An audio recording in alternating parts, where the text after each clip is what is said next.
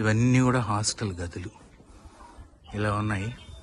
ఇంకోటి ఏంటంటే గైడ్ చెప్తున్నాడు, ఎండకు కానీ వర్షానికి కానీ ప్రభావితం కాని గదులుగా 6వ శతాబ్దంలోనే భారతీయ ఇంజనీరింగ్ గొప్పగా నిర్మించారు.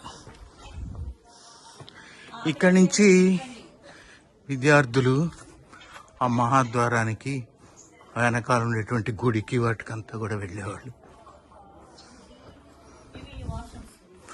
ఆ రోజుల్లో పిల్లలకు ఉన్న మరుగు వాష్రూమ్స్ ఇలా ఉండేవి.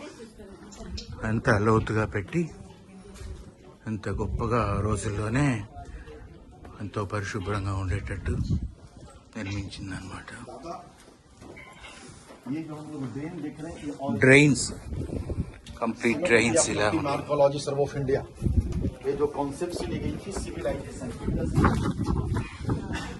సింధు నాగరికతకి ప్రతిబింబంగా ఉండేటువంటి ఒక నాగరికతని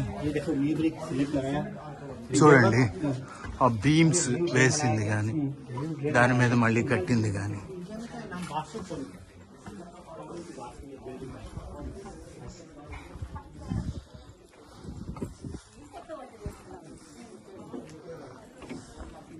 అసాధారణమైన టెక్నాలజీ. ఎక్కడికక్కడ టెక్నాలజీని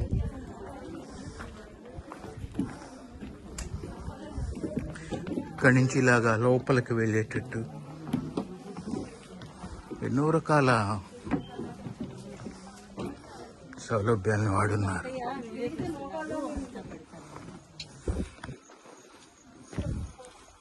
ఇందాక మనం వెళ్ళిన దగ్గరికి వచ్చాము లోపల నుంచి. మళ్ళీ ఇవన్నీ కూడా శిథిలాలు.